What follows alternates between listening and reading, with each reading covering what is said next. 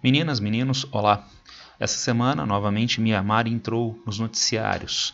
Como sempre, como recorrentemente, esse país não entra nos noticiários com coisas interessantes. As perseguições aos Rohingyas, que nós vamos inclusive retomar nesse vídeo, e também agora a queda do governo eleito, que seria empossado agora em fevereiro, mas os militares tomaram o poder. Então, como Mianmar voltou aos noticiários, é importante que a gente tenha algum conhecimento acerca do desenrolar da política de Mianmar, do desenrolar histórico de Mianmar, com vistas a que seja possível a continuidade do acompanhamento destes noticiários. Então vamos trocar uma ideiazinha rápida acerca dos problemas em Mianmar a partir de agora, começando com aspectos políticos e históricos ligados a este país do sul-sudeste da Ásia. Vejamos, em 1947 nós temos o assassinato do Bogyok Aung San, e é uma figura muito importante porque ele é um dos fundadores das Forças Armadas do país, é uma figura que tem uma condição histórica destacada, simbólica, na independência do país, que seria formalizada no ano seguinte, em 1948. E nessa foto aparece então esse líder independentista simbólico do país, e aqui a sua filha, Suu Kyi, a jovem Suu Kyi, com apenas 2 anos de idade, que viria a ser agora deposta do cargo de conselheira do Estado, uma espécie de cargo de primeiro-ministro, primeira-ministra de Mianmar, tá certo? O governo de Mianmar se manteve às duras penas, um governo civil, até 1962, quando os militares tomaram o poder em um golpe de Estado e implementaram um regime socialista com isolacionismo externo. Era a Guerra Fria, mas nós não poderíamos dizer que Mianmar teria ingressado no bloco socialista, porque não havia um alinhamento estrutural de Mianmar com a China ou com a União Soviética, e é claro, com um certo afastamento, tendo em vista seu caráter socialista frente ao Ocidente. Os militares passaram a exercer o controle, principalmente dos setores mais importantes da economia do país, a extração mineral. Isso é muito importante nós entendermos, porque virão sanções internacionais contra o país. Como diante das sanções, um país tão pobre, um país periférico como Mianmar consegue sobreviver, porque o governo controla esses setores importantes que geram uma quantidade de recursos bastante grande, e havendo compradores internacionais para os seus produtos minerais, dando então margem para que o governo possa se manter independentemente da pressão internacional, das sanções internacionais. A política econômica, entretanto, era desastrosa, era um socialismo com um controle rigoroso do Estado sobre a atividade econômica, burocrático do Estado sobre a atividade econômica, que não se mostrou bem sucedido no crescimento da economia, no atendimento às necessidades da sociedade, empobrecendo cada vez mais a população do país, que não tinha margem para revisão do quadro político-econômico, tendo em vista o forte autoritarismo desta ditadura militar a partir de 1962. Ela, por sinal, mostra as suas garras em 1988. Vejam, já são anos 1980, a Guerra Fria está arrefecendo em várias partes do mundo a pressão por abertura política, por exemplo, no leste europeu, em diferentes partes da Ásia e também em Mianmar. Os militares, entretanto, responderam com uma fortíssima repressão. Os números de mortos chegam a 5.000, e é nesse mesmo ano de 1988, em setembro, que a Suu Kyi vai formar o seu partido, a Liga Nacional pela Democracia, NLD, na sigla em inglês. Em 1990, por pressão internacional, os militares aceitam fazer um primeiro pleito no qual a NLD participa e sai vencedora do pleito, mas não leva o poder. Não leva o poder porque os militares decretam a prisão de Suu Kyi, e ela vai entrar num longo período de prisão e soltura domiciliar, que só vai terminar em 2010, tá certo? Nesse intervalo de tempo, e tendo em vista a sua pressão pacífica para a democratização do país, ela foi agraciada com o Prêmio Nobel da Paz em 1991. Tomem cuidado. Então, ela ganhou o Nobel da Paz em 1991, quando ela lutava pela democracia contra os militares, no poder da ditadura militar. E agora os militares derrubaram Suu Kyi do poder. Então, ela é boa e os militares são malvados, antidemocráticos. Por favor, não façam esta leitura, tá legal? Não há bonzinhos, não há malvados, há apenas um processo político que está se desenrolando, tá certo? A gente já vai ver que a ideia de Suki, boazinha, não combina muito bem, tá? Então, se ela não é boazinha, talvez todos sejam malvados nessa história, mas bonzinhos não existem nessa história, tudo bem? Vejamos. Em 2008, há um lento processo de transição de poder orquestrado pelos militares. Diferente desse slide do estudo do Gardner e do Sykes, que citam uma ideia ou um questionamento sobre abertura, né? Eu falei transição de poder. E por quê? Apesar da nova Constituição, mas essa nova Constituição é organizada pelos militares ainda durante a ditadura militar e, consequentemente, ela tem algumas características peculiares. Vejam vocês, 25% do parlamento é reservado para os militares e com esse percentual da Câmara Alta e da Câmara Baixa, equivalente ao nosso Senado e Câmara dos Deputados, não é possível implementar reformas constitucionais. Então, os militares criaram uma Constituição, na Constituição é prevista uma determinada ocupação do parlamento, através do qual a Constituição vai ser mantida, não pode ser alterada. E essa Constituição, é claro, gera benefícios aos militares, entre outros, 2 artigos constitucionais que pressupõem os militares tomarem o poder.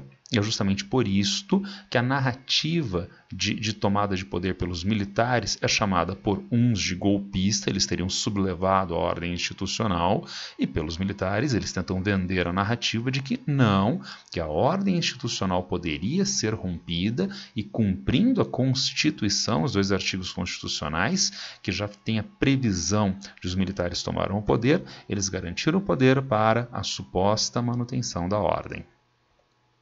Vejam, em 2015, novas eleições dentro dessa transição de poder orquestrada pelos militares. Eu coloquei aqui para vocês o esquema do parlamento após a eleição de 2015. Se a NLD da Suki é o partido mais destacado, tanto na Câmara Alta como na Câmara Baixa, mas vejam a participação dos militares, que é de fato significativa, e por isso, talvez inclusive por isto, é que houve a possibilidade da Suki chegar, do partido da Suki chegar ao poder, né, tendo em vista os militares continuarem tendo um controle significativo sobre o parlamento e terem uma constituição que de diferentes formas gera vantagens para os militares. Lembra que eu tinha deixado em aberto a ideia do Prêmio Nobel da Paz de 1991? Em 2017, há um alinhamento da Suki com os militares no que diz respeito ao avanço das perseguições aos Rohingyas no território de Mianmar. A população de Mianmar, assim como seu governo, é da maioria budista, de maioria budista. Os Rohingyas são um povo nativo da região de maioria islâmica, mas eles nem são considerados pelo governo de Mianmar como habitantes do país.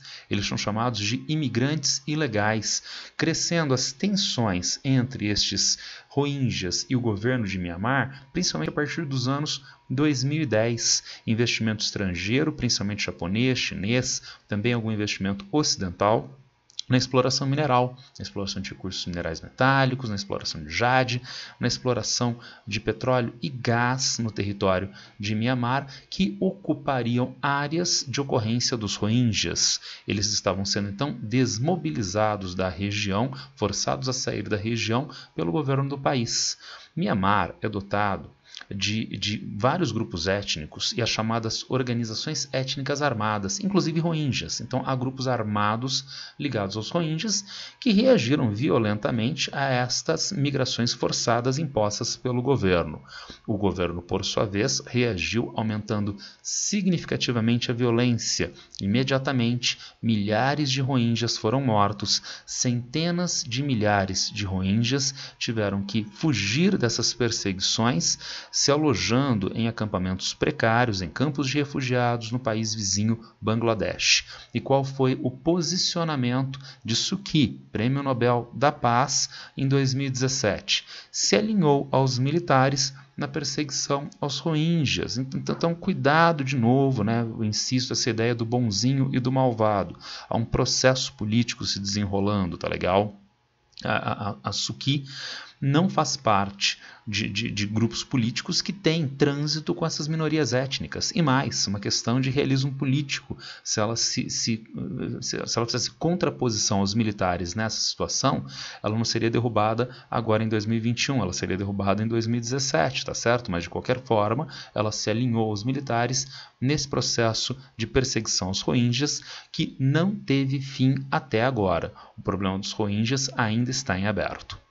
Chegamos ao ano de 2020 com novas eleições desde 2015, com nova vitória do NLD. Entretanto, os militares derrotados alegaram fraude no processo eleitoral.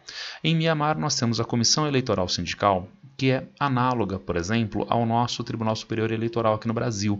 É o órgão institucional responsável pela eleição, pela lisura do processo eleitoral, que validou a eleição. Diz que houve sim problemas, mas os problemas foram pontuais e não geraram motivo para a anulação do pleito. Diante da vitória de Suu Kyi da NLD, diante da negativa da Comissão Eleitoral de invalidar o pleito, antes do novo governo ser constituído agora em fevereiro, os militares, em 1º de fevereiro, tomaram o poder, alegando os 2 artigos constitucionais que eu citei anteriormente, a fraude nas eleições e diante da negativa da Comissão Eleitoral de anulação do pleito. E agora, quais serão os desdobramentos deste processo?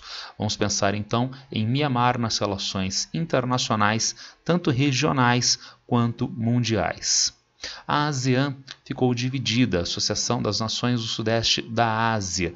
Por que a ASEAN está dividida em relação ao processo político de Mianmar? Ora, há países como a Indonésia, Malásia e Singapura que denominaram o processo de golpe, têm uma narrativa crítica, e acentuam a pressão internacional contra o governo dos militares na atualidade, tá certo? E por quê? Esses países têm vastas populações muçulmanas, que ainda não engoliram o processo de migração forçada, de perseguições aos Rohingyas nos seus territórios. Entretanto, na ASEAN nós encontramos ainda Camboja e Tailândia. Essa ideia, por exemplo, de separação de um percentual do parlamento para os militares não é exclusividade de Mianmar. Tailândia faz a mesma coisa. São governos autoritários, como o governo de Mianmar, como o governo militar de agora, que temem contágio da sua própria estrutura política diante de potenciais críticas ao governo que tomou o poder agora em Mianmar, além de eles terem alinhamento com a China, que não vê com bons olhos a pressão sobre Mianmar. Vamos dar uma olhadinha então na China e nas demais potências mundiais. Potências mundiais alinhadas com Mianmar, Rússia e Japão. Mianmar é um grande comprador de armas da Rússia. Recentemente fez uma compra de aeronaves MiG-29 da Rússia. A Rússia não vai se indispor com o seu comprador de armas. O Japão também. Tá? O Japão, potência regional, terceira maior economia do mundo, tem fortes investimentos na extração mineral em Mianmar, também não tem intenção de se indispor com o novo governo militar. E, finalmente, a China. E a China, no caso, vejam, primeiro, ela tem fronteira com o Mianmar, tá legal? Então trata-se de uma importância estratégica imediata, tendo em vista a proximidade, o caráter fronteiriço dos 2 países. Tal qual acontece com o Japão, investimentos em extração mineral, petróleo, gás e transporte portuário. O transporte portuário, a questão fronteiriça e a localização de Mianmar ajuda a dar a entender o outro aspecto estratégico tão importante de Mianmar para a China. Eu vou colocar aqui para vocês nesse mapinha, olha só. Nós temos aqui o Oriente Médio, de onde a China é forte compradora de petróleo. Tá? Agora, o trânsito de petróleo na setinha preta poderia ser trânsito de outras mercadorias, não precisa ser só petróleo não, pode ser de outras mercadorias, outras commodities agrícolas, minerais compradas não só do Oriente Médio, mas de outras partes do mundo, que passam com embarcações pelo sul da Ásia e depois acessam o litoral chinês, passando pelo Mar da China Meridional. O Mar da China Meridional é hoje uma área de tensão, na qual nós encontramos demanda de soberania chinesa sobre extensas regiões que são hoje zona econômica exclusiva, áreas marítimas denominadas zonas econômicas exclusivas de outros países da região, além de haver pressão dos Estados Unidos contra essas reivindicações territoriais chinesas. É, portanto, uma área de forte tensão e é uma área muito forte estratégica para a China. Agora, vejam aonde Myanmar entra, especialmente no que diz respeito ao petróleo. Então, com a infraestrutura portuária em Myanmar, com a conclusão dos oleodutos, gasodutos, então, ao invés de o petróleo ter que fazer uma extensão maior, passando na sua viagem pela área tensa do Mar da China Meridional, o petróleo, oriundo do Oriente Médio, pode ser desembarcado no litoral de Myanmar e abastecer a economia chinesa através de oleodutos, gasodutos, tendo em vista os países serem fronteiriços. Daí a importância de Myanmar para a economia chinesa, estrategicamente para a China. Se Rússia, Japão e China consideram os problemas de Myanmar agora negócios domésticos do país, minimizando a pressão internacional, e lembrando ainda que Rússia e China têm assento permanente no Conselho de Segurança da ONU e podem e provavelmente vão vetar qualquer sanção internacional que tente passar pelo CS da ONU, nós temos potências mundiais que podem pressionar o governo de Myanmar. É o caso dos Estados Unidos e da União Europeia. Entretanto, alguns problemas nesse exercício de pressão. Primeiro, transição de governo nos Estados Unidos. Era o governo Trump, agora é o governo Biden.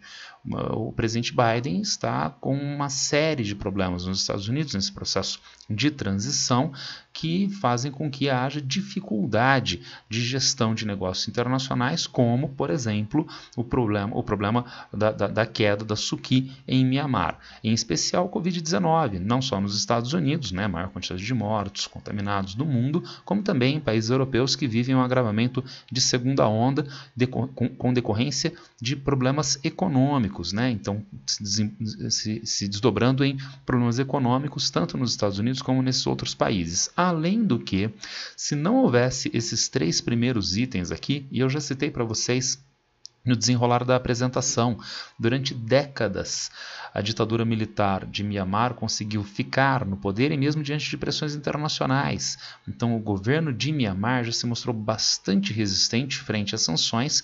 Pode ser que a pressão desses países não seja realmente eficiente na derrubada do governo militar que se instaurou. Os militares tomaram o poder agora e com vistas a permanecer um ano para retomar o que eles chamariam de ordem democrática. Mas aí a gente pode fazer uma analogia com os processos que já aconteceram na história do Brasil. Lembre-se que o golpe de 1964, os militares tomaram o poder com o discurso de que era temporário. O temporário durou 21 anos, tá certo? Então, e chegar ao poder é fácil, sair dele, né, é que é difícil, tá certo? Há uma série de problemas, não é? No caso da ditadura militar brasileira, potencialmente lá em Myanmar, afronta a lei, afronta direitos humanos, crimes contra a humanidade, e como sair do poder e eventualmente ser julgado por isto. Mas estar no poder é um facilitador em diferentes aspectos políticos e econômicos. Então, de novo, chegar ao poder é fácil, sair do poder é que depois é mais difícil, tá certo? No caso de um golpe de Estado, no caso da sublevação da ordem. E ainda mais uma analogia, acompanhando os dizeres de Vladimir Safatli sobre a ditadura militar brasileira. Nós nunca fizemos uma revisão da ditadura aqui no Brasil. Então, em especial a lei de anistia do final dos anos 1970, na qual o governo faz uma lei que anistiou, né, os grupos de guerrilha, etc., mas anistiou a ele próprio, né? O governo se anistiou, o que é um absurdo do ponto de vista jurídico, o que é um absurdo do ponto de vista, né, de princípios éticos, né? E a sociedade brasileira engoliu, né, e manteve, portanto, né, essas reminiscências da ditadura militar incrustadas no poder durante o governo Sarney, durante o governo Fernando Henrique Cardoso, Lula, Dilma, e vejam o que acontece agora. Nós temos um suposto governo civil com mais militares em primeiro e segundo escalão do que já aconteceu em qualquer ano da ditadura civil-militar. Myanmar também, e muito mais do que o Brasil. Os militares sempre foram uma força significativa no poder e agora, novamente, como já em vários outros episódios anteriores, chegam definitivamente ao poder através da sublevação da ordem. Tudo bem? Era isso para hoje, é um assunto bastante complexo. Se alguém tiver algum problema, alguma dúvida, quiser fazer algum comentário, basta me acessar nas redes sociais. Abraço para todo mundo, boa sorte!